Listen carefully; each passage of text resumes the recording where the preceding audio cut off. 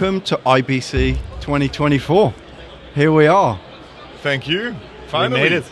Well, here we are on the Bedrock streaming stand for the OTT Red Spotlight Live. Our topic today is going to be in-car entertainment, the future of in-car entertainment. And Felix, we know each other already because it's something that we've touched on.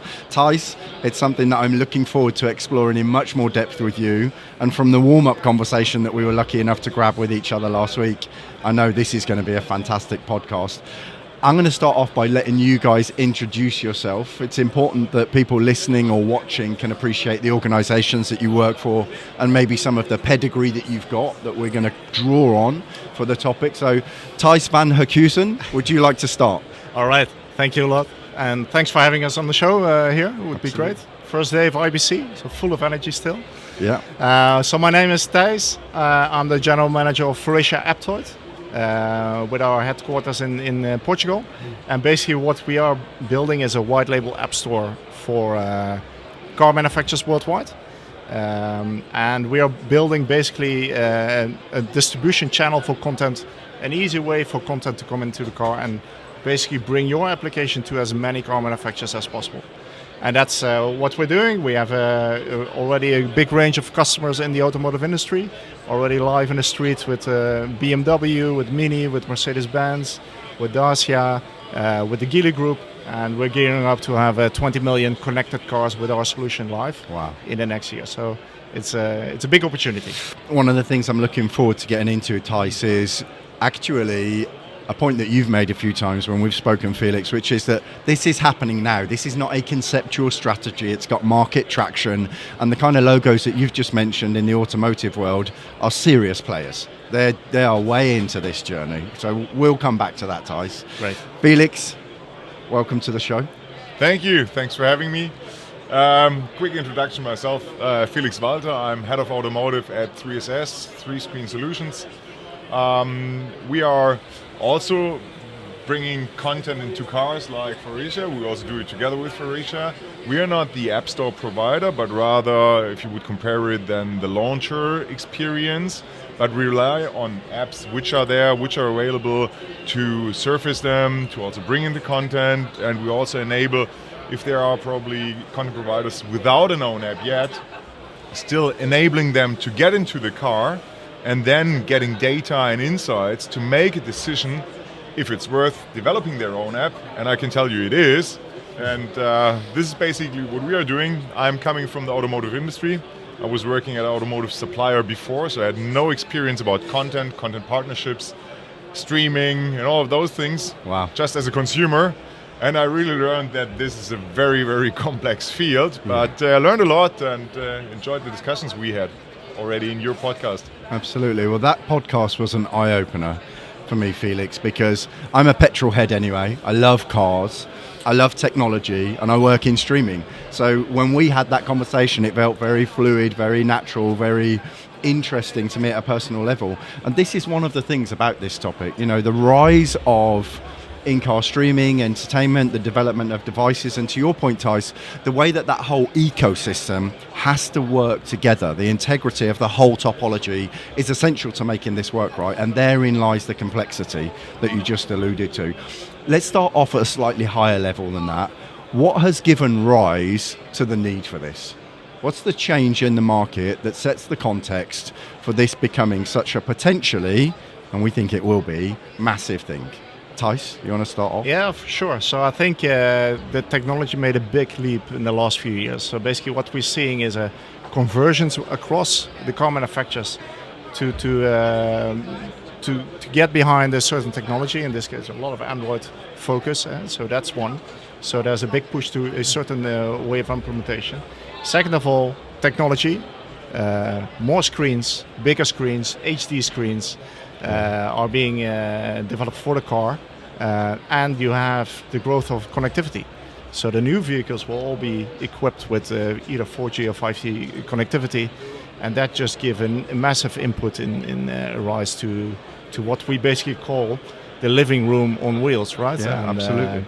And on top of that, I think it's bringing a lot of new use cases to the car, entertainment, productivity, like your Zoom calls, but also streaming video, right? Yeah. So it's your living room, but equally as safe as your living room. And that's, I think, something that we in the automotive industry are working hard on, is making sure that there's no distraction, there's no safety concerns for you as a driver. Absolutely. We put the customer first and the safety of the customer first. Yeah. So the app development that you're doing at Forvia is one aspect of bringing that all together.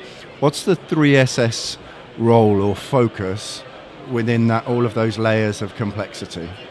Like, we are not focusing on app development itself or the app store, because there are app store providers existing with a very, very big reach already, like Thijs mentioned.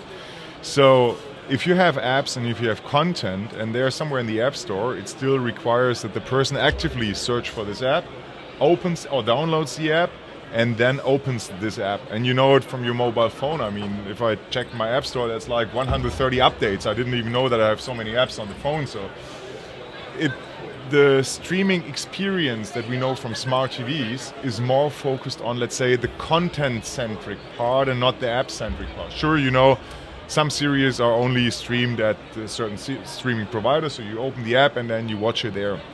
But if it's more about being entertained and just exploring a little bit, we are on the surfacing part of the content area, the launcher, where you can see different contents and then link directly to those ones. Also recommendations, contextualized recommendations, the link to car APIs and all of those things. But that only works if you have content and applications available with a great user experience and user interface.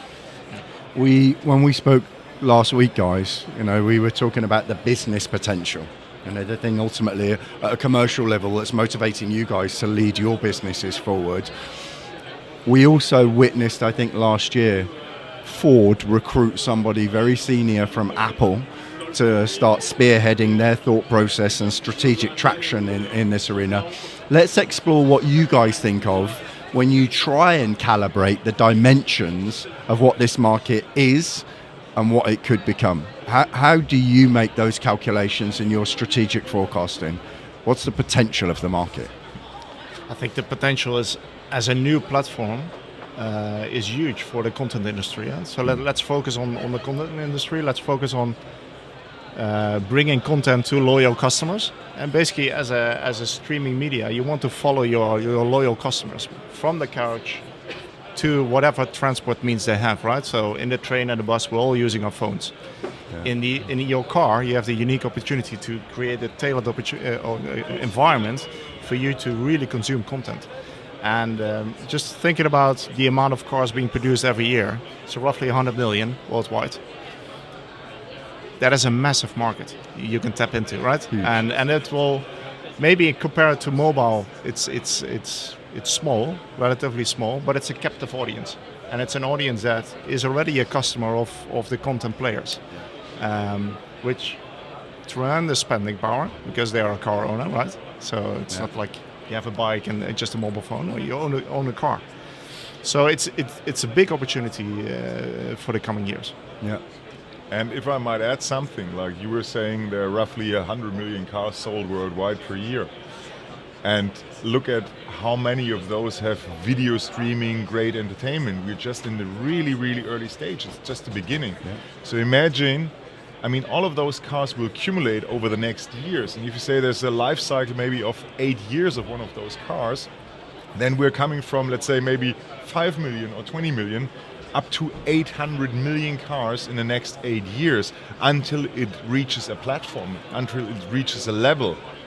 And this is just, if you ask me how do we estimate it, it's just massive. It's really hard to estimate. It's really interesting when you say it like that, Felix, because it's almost like monthly recurring revenue type dynamic that it starts to make you think about. It's the residual benefit, not only of what you do from here on incrementally forwards, but actually what's going to happen with all that. I know when we rent a car, when we go anywhere, if it doesn't have Apple Play, oh my God, we're lost. That's just a tiny fraction of what we're talking about in terms of the psychological relationship with your expectation when you enter an automotive space. let me ask you a question, guys. Where does it start from in terms of the user experience? We're talking about a content-centric approach here, but you also mentioned productivity, which was quite arresting as a topic for me. You talked about Zoom in your introduction, and it made me start thinking, Thijs, about, well, if they're just two aspects of this, I think about content as a streaming guy. You mentioned productivity. What's the whole solar system or constellation of things that you guys think about what in-car entertainment might constitute? If I might start with that one, Yeah. that's a so good and interesting area because it's so important. And I would like to understand it a bit easier, comparison to the plane. Like if you're traveling on a plane for, let's say, 6 hours, 8 hours, 2 hours, doesn't matter. What do people usually do? You see them if you look around. Some of them are working on their computers because they have urgent things to do or just meetings afterwards. They need to prepare, so they do that. Others just sit there and enjoy entertainment. And if you do sort of the comparison, maybe in the mornings you see more people working on it, and when they're flying back home in the evening, they're more on the entertainment side of the screen work, how you would call it. And I see this similar to the car, especially when it comes not only autonomous driving, but those advanced driving assistance systems. Like if you can get driven in Germany on a highway with 130 kilometers for 2 hours, then I wouldn't drive myself anymore just to reach 150. I just would get driven and use the time, and I would use time to work, or I would use time to use entertainment. And on the driver's seat, working on your laptop is not really good because you still got the steering wheel. Yeah. So having a nice screen, having some good commands like voice commands and easy things, that will be a pretty interesting part of work. At least that's how we see it. Yeah, no, I totally agree. And I think the autonomous driving or driver assist will be a major game changer. Massive. And, when we started the company, we thought, okay, let's focus on mobile. What are people using on their mobile phone? And let's start bringing that to the car. But we already see at this point, and we are 4 years down the road, with the first cars now in the market, that the customers are demanding something else. They're demanding, okay, I use the car for my daily commute to work. I want to touch base with my colleagues, whether it's on Zoom or Teams or whatever, and already join early meetings. Or I want to be entertained. I want to listen to the latest news. We all do that. It's traditional radio consumption in the car. But now the next phase, okay, autonomous driving is on the rise, or you're stationary, you're waiting for your children at school. I want to follow my series or watch the news, or on my way from work back home, this football match I want to follow. So that it creates a huge opportunity for new content.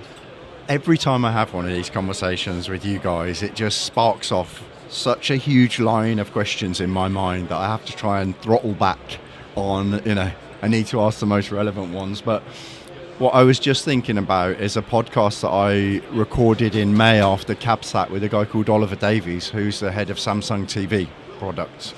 And so many companies now are thinking about this device ecosystem topic, and what arrested me about what he was talking about is not only is all this data captured about what people are consuming and when, it's not just the content or the conscious stuff like productivity, also health. Health is a big thing for Samsung. The wearables and the way that they can collect data, and then what they do to interpret and integrate that data into other aspects of your interaction experience. I can imagine the car being a very, very similar thing. The types of your health that it can monitor. Moving the conversation on, let's talk about some of the regulatory type topics. Now, we already spoke about safety. It's a kind of obvious but massively important topic on the horizon of this conversation.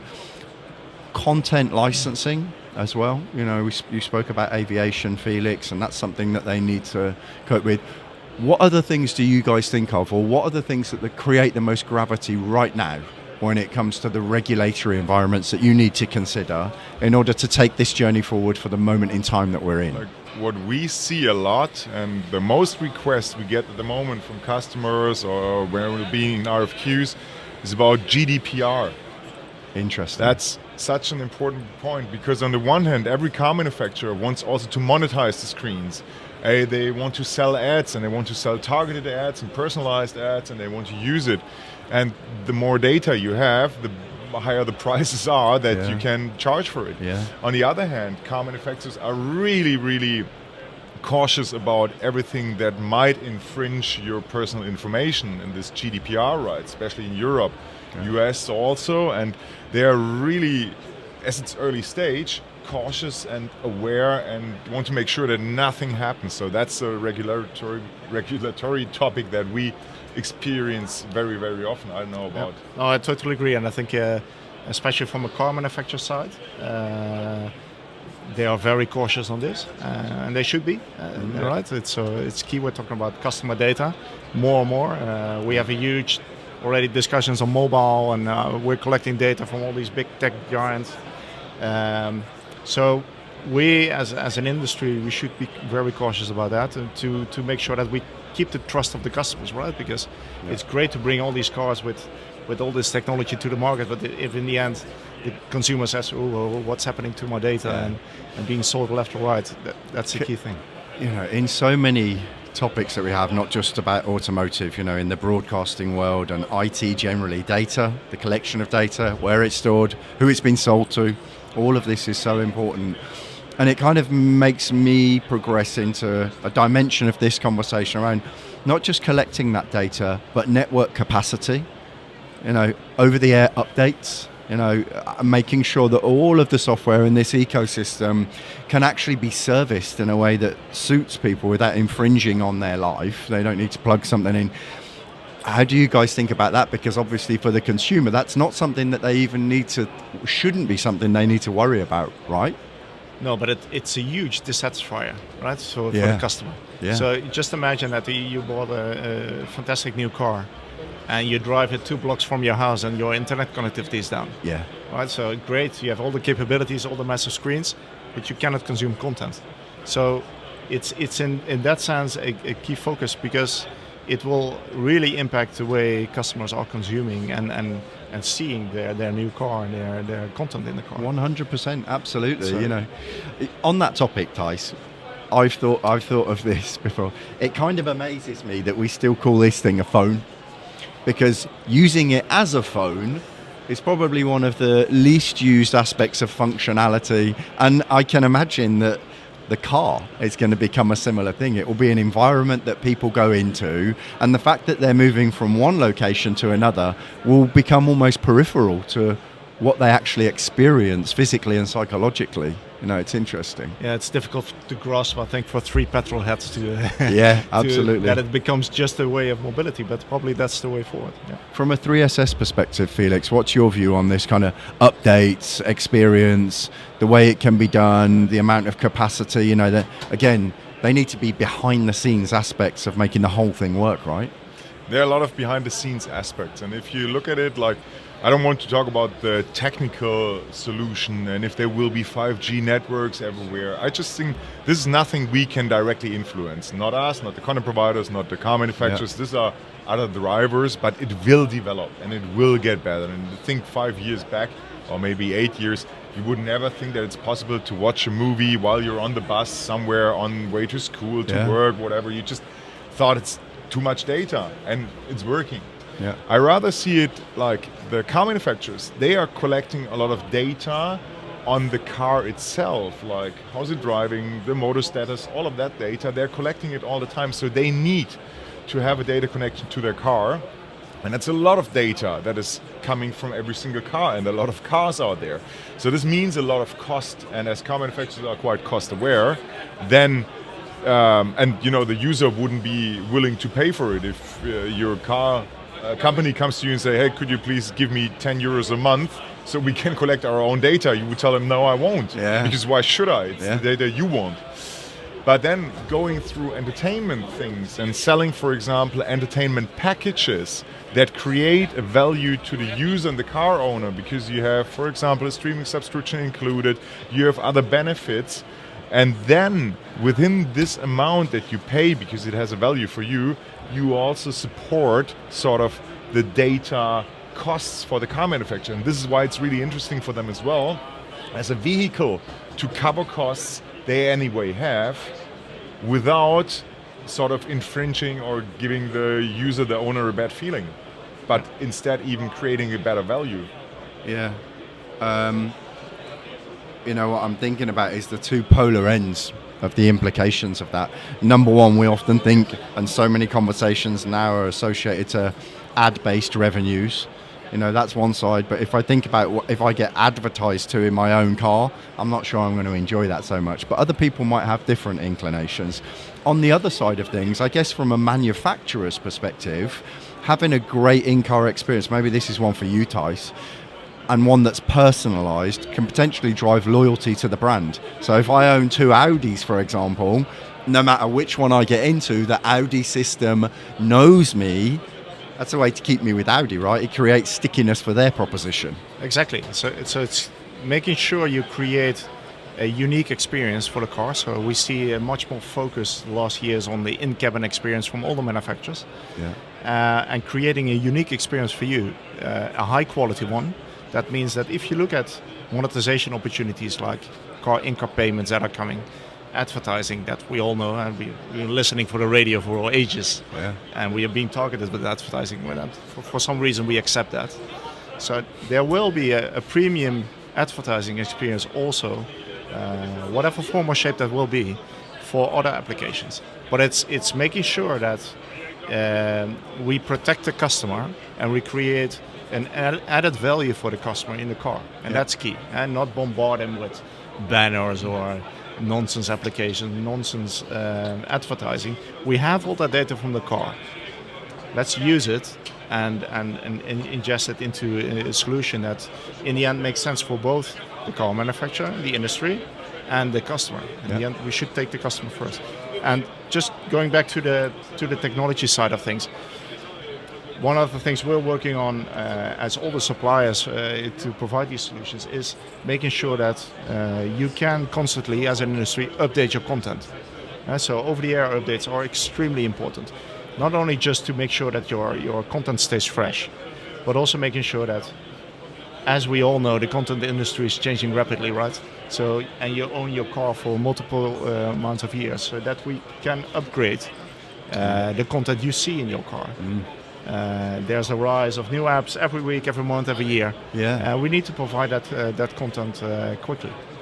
It's a huge risk, isn't it? If you think about your in-car entertainment system in 2 or 3 years, when we're all much more familiar with more advanced systems like this, if that becomes end of life, it makes a huge part of your user experience of that vehicle gone. Just a huge deficit. And that's something at the other end of brand loyalty that I'd imagine the car manufacturers are very keen to avoid. Exactly, 100%. And this also, it matched a little bit to the discussion or the answer you just gave, because what you said, the challenges for suppliers like us is the ones you mentioned, but also the ones making sure that we are providing a solution that they can control and maintain and still make sure that they will be able to do it over the next 15, 20, 30 years. Sure, I would love to have those relationships with car manufacturers for over 15, 20 years, but everybody knows that sometimes there are just new RFQs and then you might be out after 5 years or 10 years or whatever. This is just reality. So we have to make sure that we deliver something they can use also after that time, or easily, let's say, transfer to a new system. So it needs to be natively integrated, it needs to be open, it needs to be open to app developers, and make it then possible to even improve it after a possible relationship might have ended. That's important. I've realised that the momentum behind our conversation are from 3 guys that operate in the kind of content streaming in-car entertainment space. I don't want to be assumptive about the appetite that might or might not exist on your client's end. When you're engaging automotive manufacturers, where's their psychology in terms of how much they recognise and want to embrace what we're speaking about here? Are you educating them, or have they got a strong appetite for what you've got to take to the table? I guess we're in a little bit different stages. I think Faurecia did their educating already since years, because it's something they were asking for, but maybe Thijs, you can probably better explain it, and then I give our opinion on it. Yeah, no, for sure. So I think in the beginning of a couple of years back, we were still educating on the world of content. So the view of the content industry to the automotive industry. And now we see that really changing. We see that car manufacturers are educated. They know what they want. They put the customers really first. So in terms of content inside the vehicle, of course there are lots of hurdles to be taken, and that's why solution providers such as ourselves or 3SS come into play to really help the car manufacturers to overcome these hurdles. But creating a unique experience in the car, that is what the car manufacturers are really focused on. Yeah. So they're receptive, they're warm. If you had to give it a score out of 10, what would it be at the moment? What was it 2 years ago, and where is it now? I think we went from a 7 to 8, so already some improvements, yes. Tangible incremental increase. Yeah. Felix, you said you're at a different stage. How would you describe the 3SS take on it? Just one question before for Thijs, because I think, is there still any car manufacturer out there who doesn't think having an app store in the cars is necessary? No. About the app stores, there's clarity. Every car manufacturer wants to have an app store. So this education, that's what I meant, you did already since years, exactly, and it worked out, and that's done and settled. So you were talking now about content.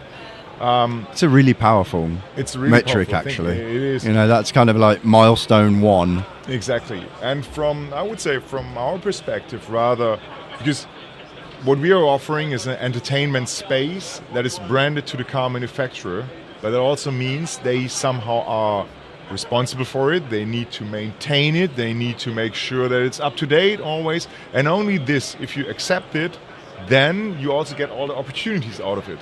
Yeah. Like non-obtrusive advertisement, and I wouldn't even call it advertisement, but you probably can just show a new cool marketing video about the launch of a new model that you have in this entertainment space. Yeah. Coming back to your question, to understand all the benefits, but also the things you have to do to achieve them, I would say we have been coming from a 2.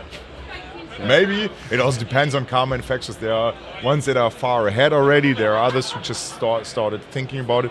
Maybe from a 2 to a 5 or 6. But it's really rapid. Like, they understand so fast, and they really know and understand that it's going to be a thing that's important. Yeah. And additionally, they know it already from their living. I mean, everybody who's working at a car company usually has either a smart TV or a set-top box or mobile or streaming, all of that. They know it. So they understand it pretty easy and can easily transform it then also to the car. Final question, guys, before we wrap up this exciting first episode of our podcast here at IBC.